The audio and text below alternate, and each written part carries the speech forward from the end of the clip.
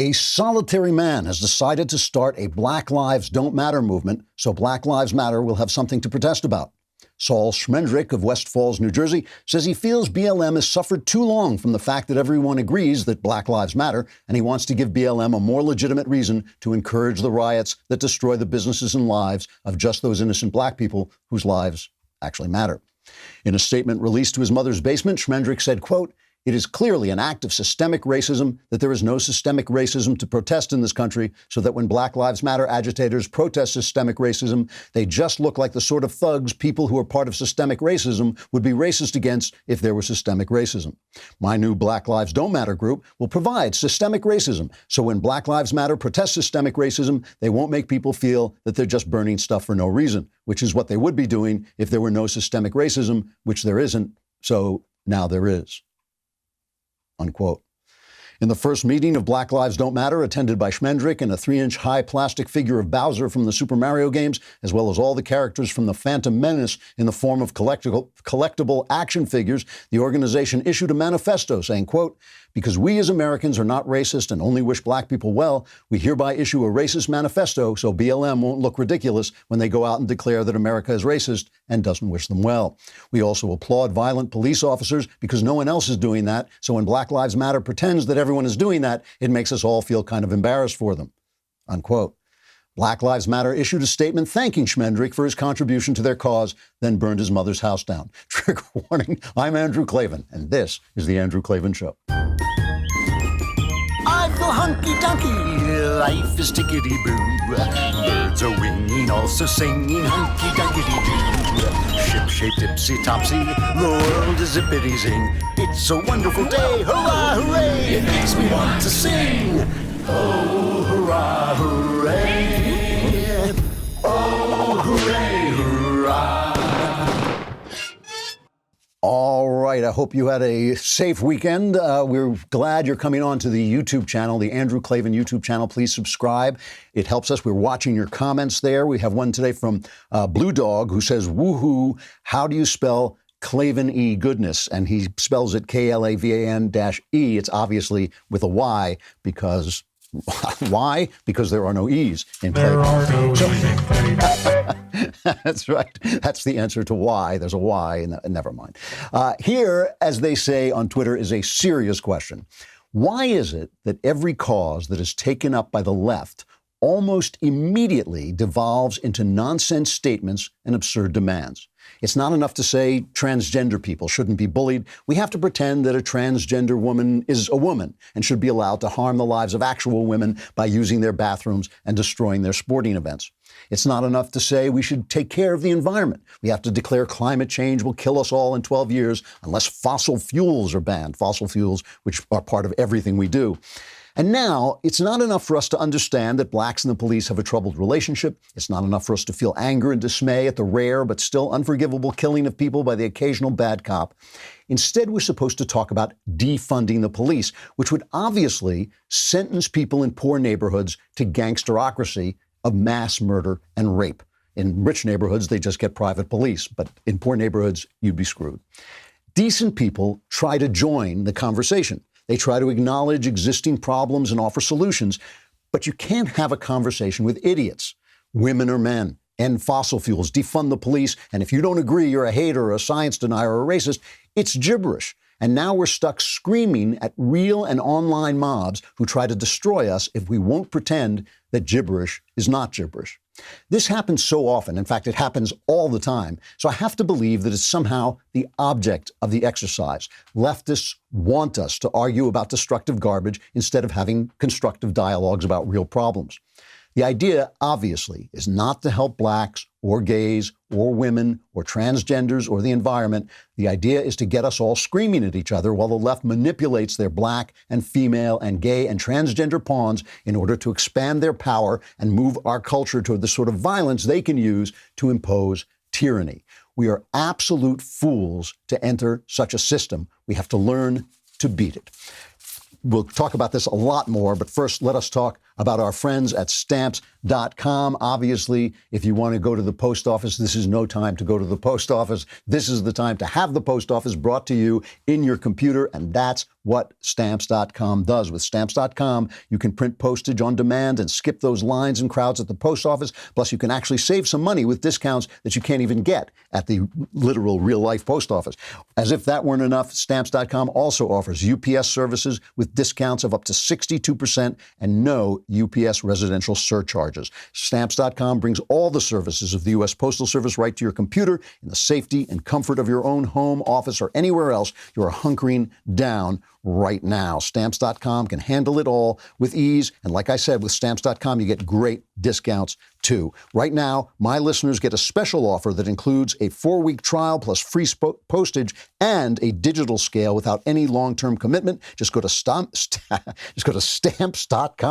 click on the microphone at the top of the homepage and type in Klavan. That's Stamps.com and enter Klavan. You will be able to send a letter to anyone you want saying, how do I spell Klavan so I can get this wonderful deal? It's K-L-A. I'll tell you for free. It's K-L-A-V-A-N. There are no E's in Klavan. So, I want to enlarge on this idea a little bit because it just pains me. It pains me to see people trying to have a conversation with radicals when they're clearly manipulating the conversation so it's not a conversation. They're manipulating the conversation to make it go insane. Every civilized society starts with two ideas. I mean, just go back and read creation myths, go back and read stories about the founding of civilizations. They all begin with two ideas. One is that some rules have to be established to govern the relations between the sexes because women get pregnant and children have to be taken care of. And so there's always some rule, mostly to protect women, but also to just protect the relationship and decide who's going to take care of the children. There's always some rule about that at the start of civilization. The other rule that always is there at the start of civilization is that you're going to hand the right of vengeance off to the state. You're going to give to the law the power to punish crimes, okay? Because otherwise you wind up in Afghanistan where there are tribes that have been fighting for 300 years over a rape that took place in 1400, and then the other tribe hurts them, and then that tribe hurts them, and you just have war going on forever. And so you always start civilizations by saying, that we're going to have a court system, a legal system. The left is attacking both those things, and I have to believe that that is the point. The point is that civilization is in their sights, okay? And we're always being put in a position where we start in goodwill to acknowledge certain problems. It must be tough for decent black guys to get stopped by the police so often. That sounds tough. And then there's a bad killing, like this one that happened recently, and suddenly those two things get conflated. Those are not the same thing. Those are not the same thing. That bad cops sometimes kill people is a truth, and it happens more percentage-wise in white communities than it happens in black communities, but never mind that, or mind that. I mean, those are the facts. We can talk about the facts, but the fact that black people have a troubled relationship with the police because there's so much crime in black neighborhoods is something you can talk about, but you can't talk about defunding the police. I mean, that's just a nonsense thing that's going on. I mean, if you want to take a look at Minnesota, which is now a war zone. It now looks like Dresden after the firebombing. And now they're talking actually about defunding the police. What do you think that's going to look like? Thanks, Democrats. Thank you for, nobody will be left in that city and nobody's going to live that way. It's just not going to happen. But this is what they talk about. And so how can you have a conversation with them? Obviously, conversations are not the point. Part of this is stupidity. Part of it is there are massive infrastructures funded by the leftist establishment that don't work. Infrastructures of welfare, infrastructures of Medicare, infrastructures of things that keep black people dependent and keep them from going out and taking responsibility for themselves, which is the only way you can save yourself. And those are being protected by the establishment. And then there are leftists who make a common cause with the establishment because they want to bring the country down into the dirt. And those are the three things that are happening. You get stupid people. I mean, I talk to these especially white college students. They're just badly educated. They don't think well. Then you have the establishment that has a lot of power and money wrapped up in this, and then you have the leftists who want to bring everything down, and so they're not trying to have a conversation. So let's start by taking a closer look at Black Lives Matter. Our own Paul Bois took the time to go on the Black Lives Matter website and looked at the page called What We Believe, okay? Because, Black Lives, they're so good, the left is so good at communicating. It's so good at narrative making. And you have this thing, Black Lives Matter. Who doesn't believe that Black Lives Matter? I mean, some people object all lives matter, but I get it. You know, they think there's a special problem with blacks and they just want to make sure everybody knows Black Lives Matter. Great slogan. What do they actually believe? So he goes on and he says, he looks at this, the What We Believe page. And at first he says, their express mission is relatively straightforward, working to expose and prevent police brutality, unjust deaths at the hands of vigilantes, and general racism endangering Black lives. Who could be against this? He said, but a little over halfway through the page, the organization then transitions from the subject of Black lives and begins discussing content regarding gender identity and family structures, subjects seemingly outside the original framework of Black Lives Matter and outside the sympathy of most Black people, or many Black people. So here's what it says. I'm quoting now from the page as collected by Paul. We are self-reflexive and do the work required to dismantle cisgender privilege and uplift Black trans folk. This is a big problem in the Black community, is not uplifting Black trans folk, especially Black trans women who continue to be disproportionately impacted by trans antagonistic violence. We build a space that affirms Black women and is free from sexism, misogyny, and environments in which men are centered. But listen to this. We make our spaces family-friendly and enable parents to fully participate with their children. We dismantle the patriarchal practice that requires mothers to work double shifts so they can mother in private even as they participate in public justice work.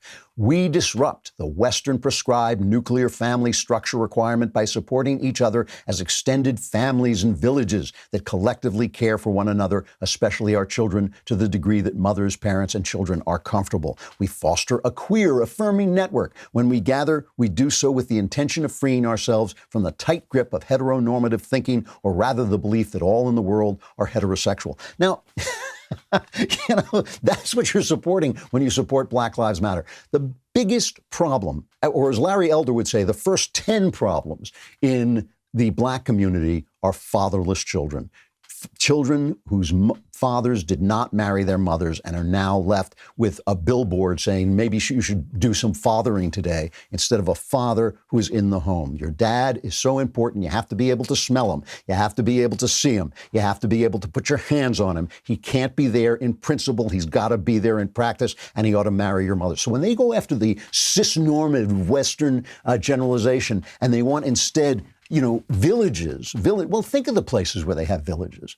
You know, they have villages in Africa where violence against women is endemic. It is endemic in Africa. Women are beaten like drums in Africa. This is truth.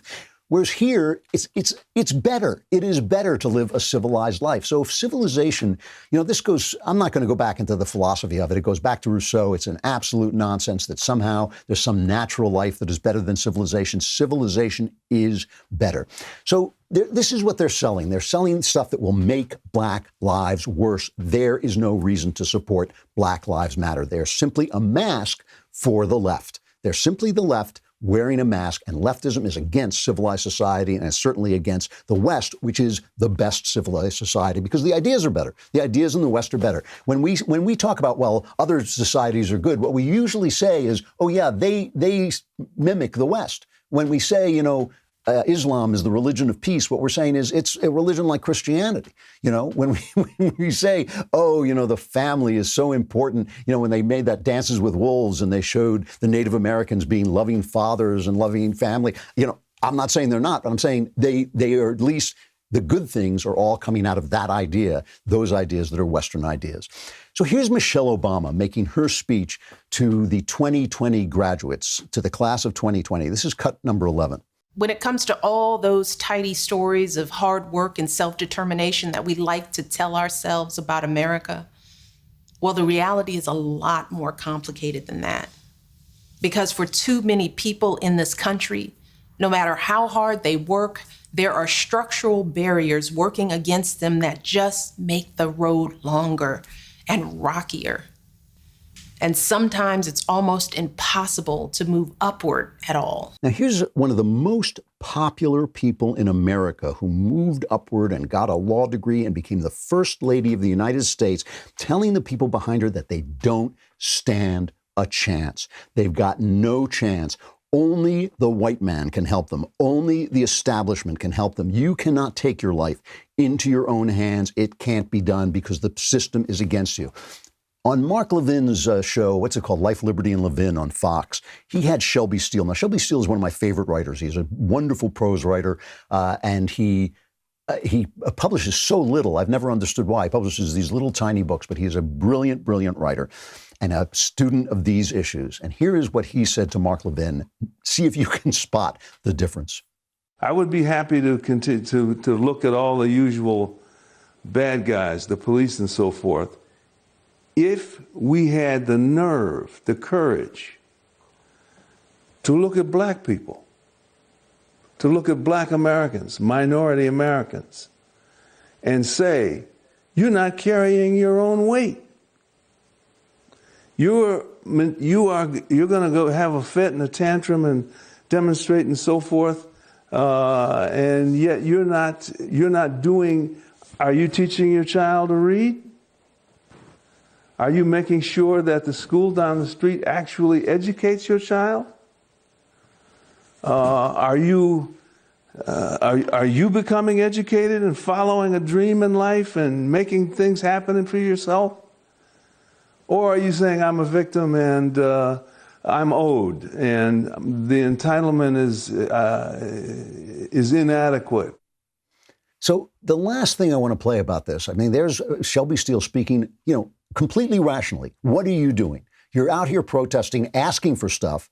Did you make sure your kid can read? Did you make sure that when your girlfriend had a baby that you married her and took care of that child? Are you being an activist about the schools in your neighborhood? Are you fighting for charter schools? Are you doing anything for yourself? Or is it all just people have to help you because Michelle Obama said it's impossible? All right. I just want to show you Brandon Straka. We had him on the show. He's a good guy. He's from the Walk Away movement. He's a guy who was red-pilled, a gay guy who was red-pilled, basically, and said all his hope was on the right. He went to a BLM movement, and of course, a BLM protest. And of course, it's all angry white people, and they're holding up signs and pushing the signs in his face and all this. And he confronts them with the facts. And I just want to play this incredible video for you. I need you don't know to understand your privilege and the fact that your skin color does not get you killed. Okay, can we talk about statistics and numbers and data and facts and evidence? Wait, what are the numbers? What are the numbers? Yeah, what are the numbers for you guys? Right. No. What are the numbers? I'm going to tell you. The number of unarmed black people who were killed by police last year was 9. That's 0.00022% of the entire black population. The number of white people who were killed by the unarmed white people killed by the police last year was 19. So, and the number of white people who are killed by police every year is double the amount that's killed by black people every year. Literally disgusting. Because the facts that I'm giving you don't align with your cult narrative. What is it about me that disgusts you? You're angry because I told you facts. You're fucking privileged.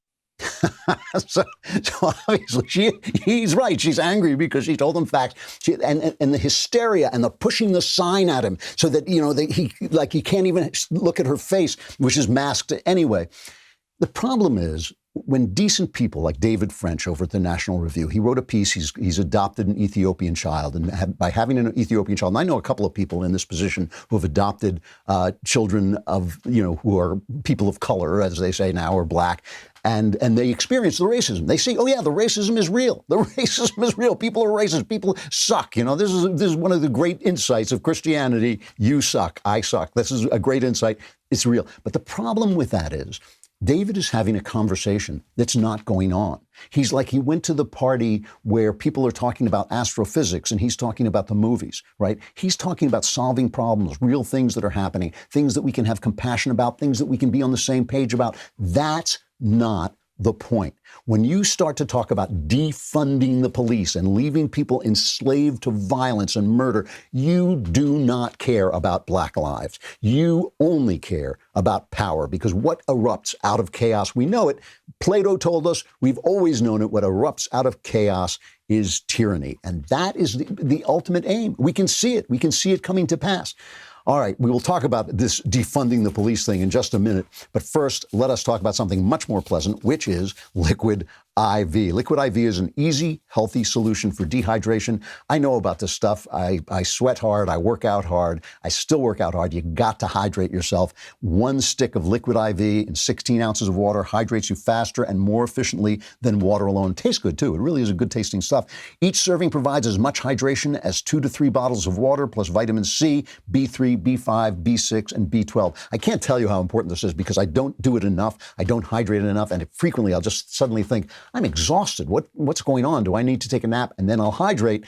You get some of this Liquid IV and you suddenly, oh no, I'm awake. I just needed to be hydrating. Proper hydration can also boost your immunity. 1 serving of Liquid IV provides the same hydration as drinking 2 to 3 bottles of water, and it contains 5 essential vitamins. Liquid IV is available nationwide at Target, Whole Foods, and Costco, or you can get 25% off when you go to liquidiv.com and use code Klavan at checkout. That's 25% off anything you order when you use promo code Klavan at liquidiv.com. Get better hydration today at liquidiv.com, promo code Klavan. You can also find them nationwide at Target, Whole Foods, or Costco. You want to have that IV so you're thinking clearly and you can remember how to spell Klavan because it's K-L-A. That's what I was going to say. There are no Minneapolis is bombed out. It's gone. All right. Minneapolis is just, it looks like parts of Detroit, basically, at Detroit's worst. And the mayor of Minneapolis, Jacob Frey, who is another one of these metrosexual guys, like Justin Trudeau, who looks like Justin Bieber, and Jacob, you never see Justin Trudeau and Jacob Frey at the same meeting, so maybe they're actually the same person. He lets the city burn down. He goes to the coffin of George Floyd. He kneels there and he sobs like he's Brian Stelter. I mean, really. I mean, all he needed was a skirt and to shave his head, and he would have been Brian Stelter, sobbing at the grave of this. Then he goes to this meeting, and he's danced with the protesters and all this stuff, and he goes to the mob and apologizes. And this is the way they treat him. This is cut 14. Jacob Frey, we have a yes or no question for you. Yes or no, will you commit to defunding Minneapolis Police Department? What did I say? We don't want no more police. Is that clear? I do not support full abolition of the police. All right, get the out of here. Go, get out of here. Go home. Go home, Jacob. Go home. Go home, Jacob. Go home. Go home, Jacob. Go home. That's amazing stuff. I mean, the lack of humanity, even I would not humiliate the guy in public like that, though in private I might tell him what I thought of him. But the lack of humanity is astounding, and it's based on the fact that they're living in this philosophy, they're living in this imaginary world where you can defund the police, whatever you want to do, this perfect world that they're going to build, and you are just standing in the way. Human beings, actual lives that matter, whether black or white or anything else, are actually just standing in the way of utopia, because human beings are always standing in the way of utopia because we're flawed and sinful and broken. And so we're always in the way of every utopian scheme, and ultimately they start to basically wipe you out and stomp on you, right? So they've humiliated this poor guy.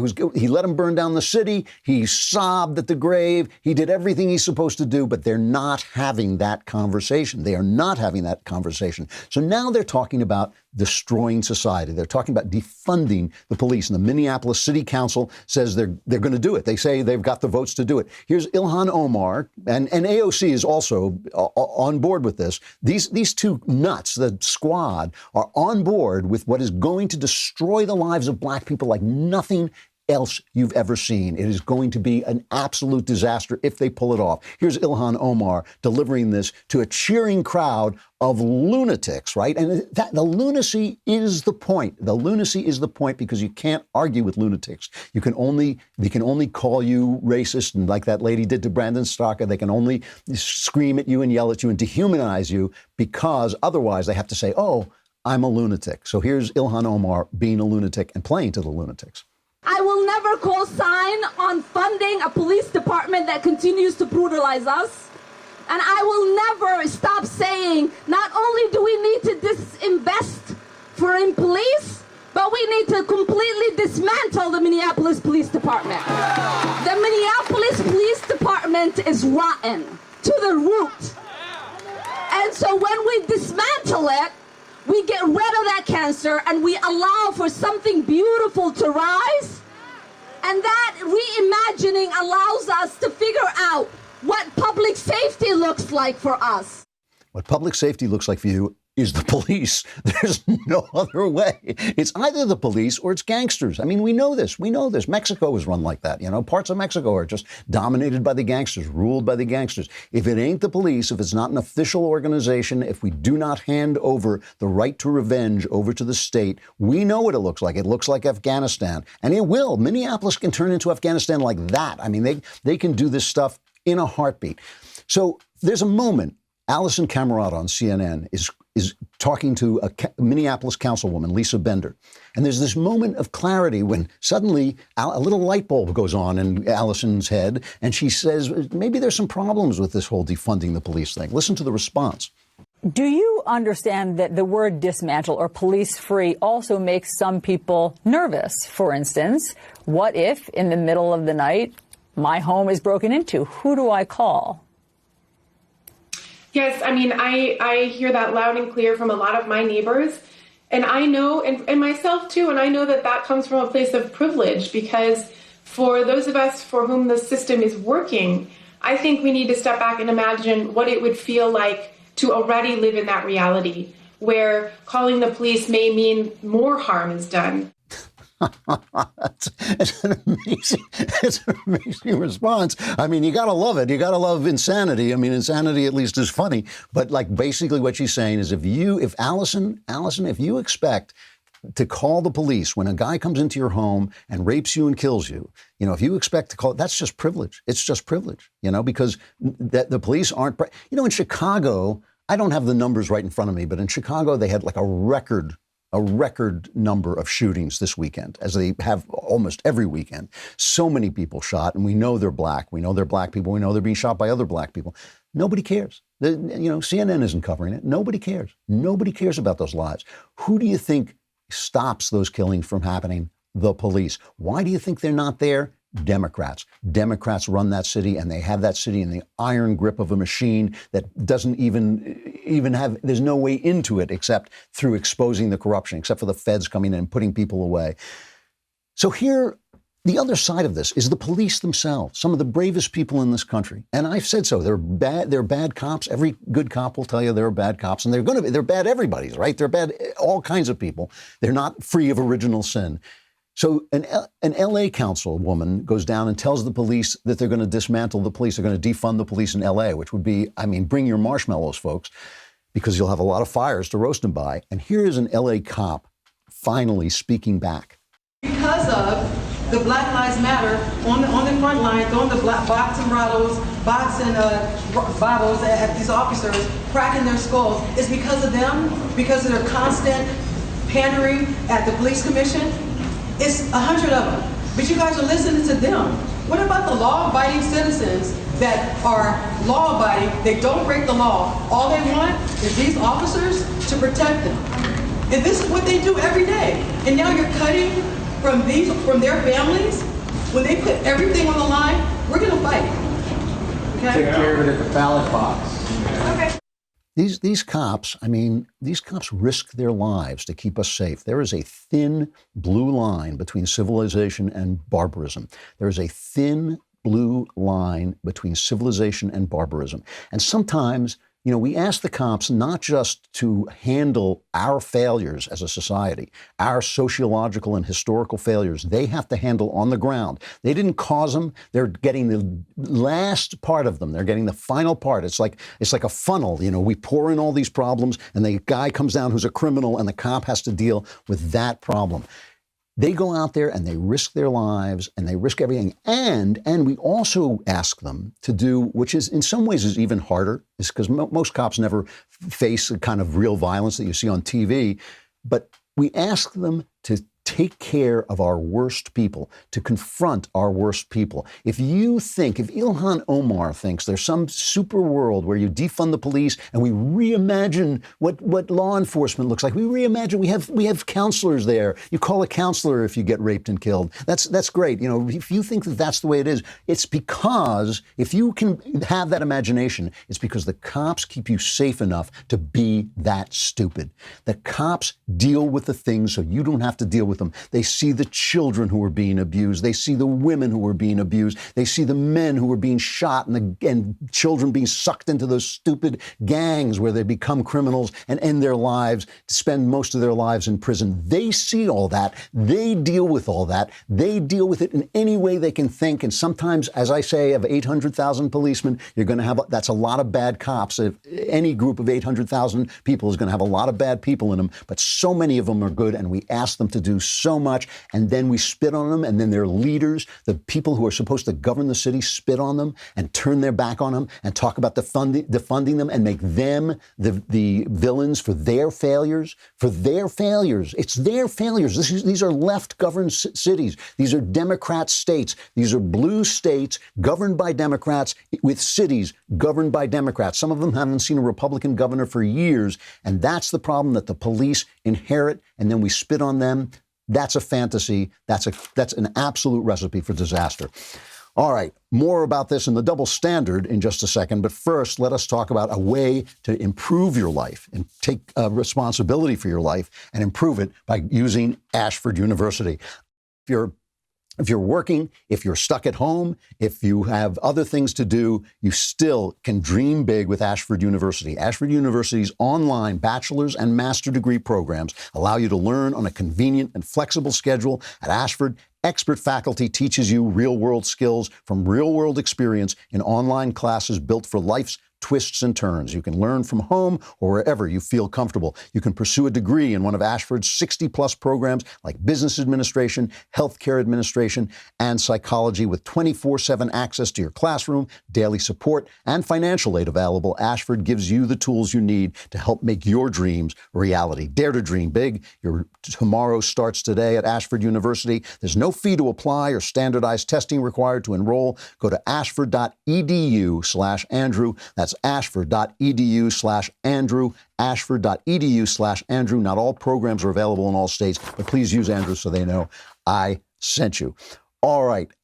Also, while I'm talking about this, we have a we have a program now called the Reader's Pass. And this is really useful when you can't get the real story from the news, and you can't get the real story from the news. You have to go outside the narrative and get the facts. So if you're a political junkie set on getting both sides of the story, get a Reader's Pass today from dailywire.com, and you'll get access to exclusive op-eds from us, your podcast hosts, as well as guest writers and in-depth analysis from our Daily Wire reporters on top of our regular breaking news. Like that story I read by Paul Bois. It's a great story that you get with a Reader's Pass. This membership tier is already a bargain at $3 a month, but if you join today, you get your first month for 99 cents. You also get access to our mobile app and receive push notifications for breaking news and special content, as well as join the community of Daily Wire members who are actively commenting and discussing our content. That's mobile, ad-free access to all of the Daily Wire news, and just $1. And best of all, your dollars are getting you the news you need without the leftist spin. So head over to dailywire.com/subscribe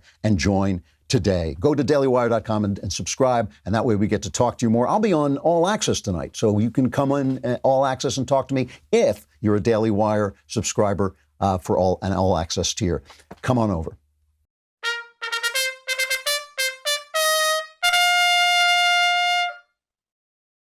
The other thing that makes conversation impossible is this insane double standard. That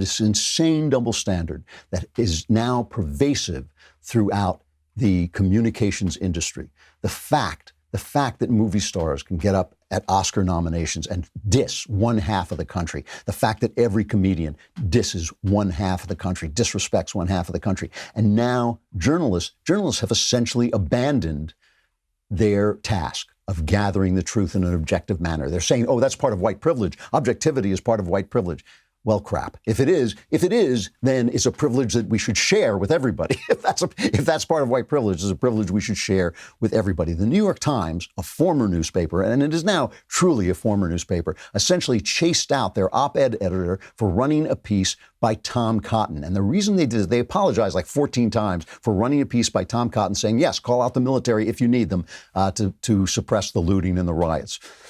They pretended they were going to defend a diversity of opinion. And then what happened, okay, in every newspaper, news side is different than the opinion side, right? In news side, they're covering one thing. In opinion side, they cover another. And there's supposed to be a wall between those two things to keep them pure, to keep the reporting pure and objective on one side, and to keep the opinions free and able to express what they want on the other. If you take a look at the Wall Street Journal, which is still run like that, which ran today, by the way, an op-ed by a far, far left-wing radical, basically defending Antifa and Black Lives Matter, I don't think anybody is after the Wall Street Journal to fire their op-ed editor for running that piece. Nobody is, because conservatives want free speech, but the left does not want free speech.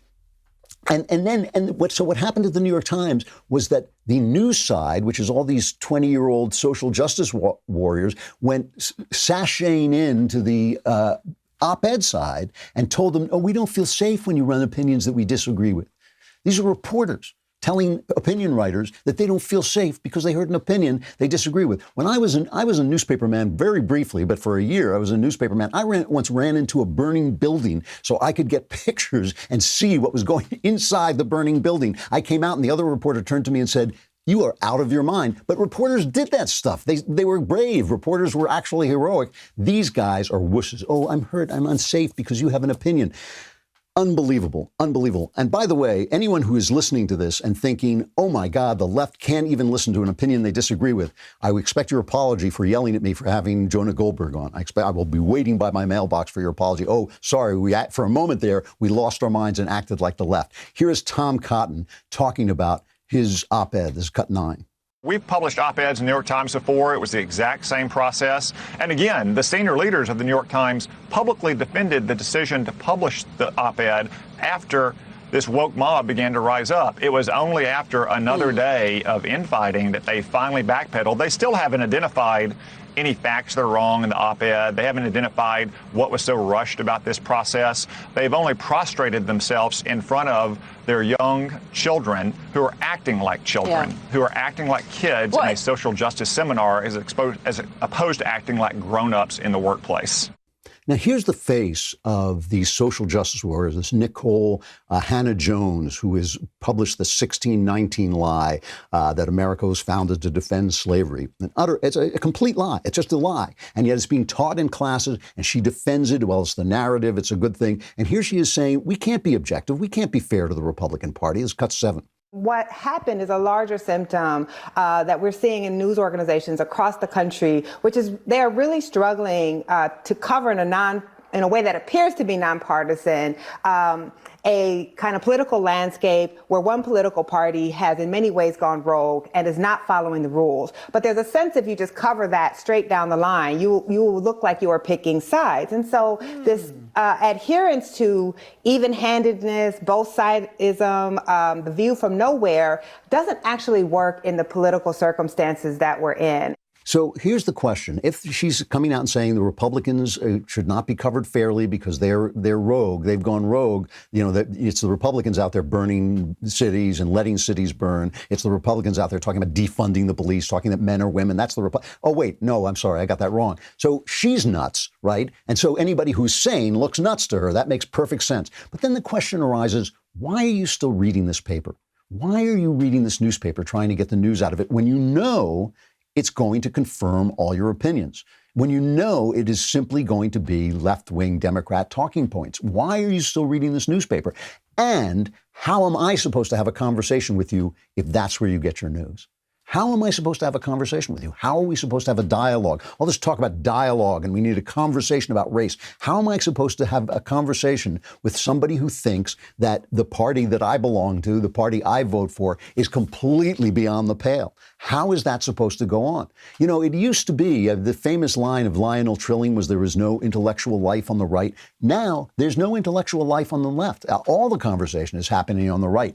all of the intellectual conversation in America, all the conversation about actual ideas that actually take place in the real world, are all of them, every single one of them, 100% taking place on the right. You can't have a conversation with people who think you're the devil. You can't have a conversation with people who think you shouldn't even be treated fairly. How can you? How can you have a conversation with people who just stick a sign in your face and scream at you? And if you want to see the kind of what this turns into, all right, here's a montage, a little montage, this is cut 3, a montage of the way they covered the protests to reopen the country after the Chinese flu. Okay, there's a montage of this. This is cut 3. Wearing masks, they are not staying 6 feet apart, and then they go back home into communities, and the risk of perpetuating the spread of COVID-19 is real. They don't wear masks, and they scream with their unmasked faces into the faces of police officers who are also often not wearing masks, which seems risky.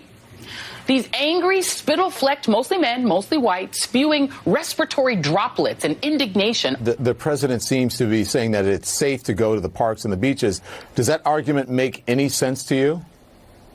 No, and I think in some ways it really betrays. I think it's a sign of radicalization. And I'm not saying this involves all Trump supporters. It doesn't. It doesn't involve all Michiganders or Long Islanders.